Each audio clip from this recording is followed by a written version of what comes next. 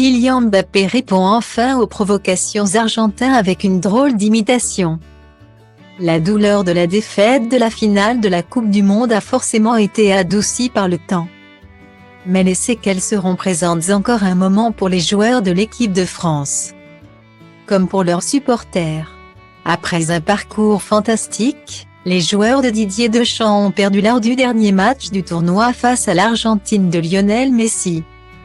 Une défaite au tir au but et des célébrations d'après-match qui ne sont pas du tout passées du côté français. Cible des moqueries, la star des Bleus Kylian Mbappé a particulièrement été visée par les vainqueurs et les blagues n'ont pas toujours été de très bon goût. S'il y a un joueur qui a cristallisé les tensions entre les deux pays, c'est bien Emiliano Martinez. Le gardien de but argentin n'a eu de cesse de se moquer du joueur du Paris Saint-Germain après la rencontre. Ce qui n'a pas vraiment plu à d'anciennes stars de l'équipe de France, qui lui ont fait savoir. De son côté, Kylian Mbappé s'est montré très discret après la finale, évitant toute polémique devant les médias. Les célébrations, ce n'est pas mon problème.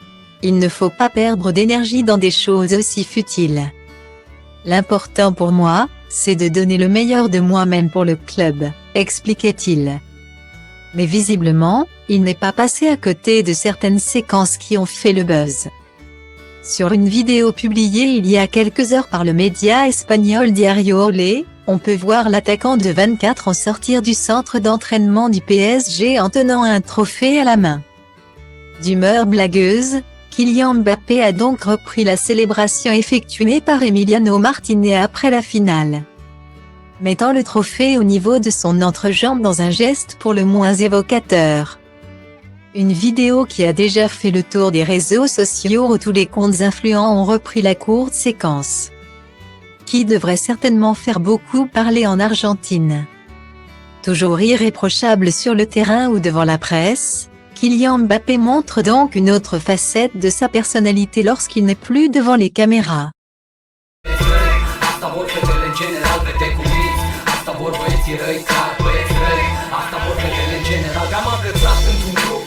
Unde mă duc de obicei cu băieții mei. Totul a început când ochii mei au pus mâna pe tine. Nu era ca în filme, era mult mai bine. Am început să vorbim despre una alta și nu am realizat cum a zburat noaptea, că am rămas doar noi. Da, a venit dimineața și ne-a dat afară pe amândoi și am plecat. Eu la mine, tu la tine, nu cu mine. Ce să fac, să te văd, nu mă pot abține, așa că te-am sunat. Tu mi-ai spus unde, eram la tine jos, urcând câteva secunde.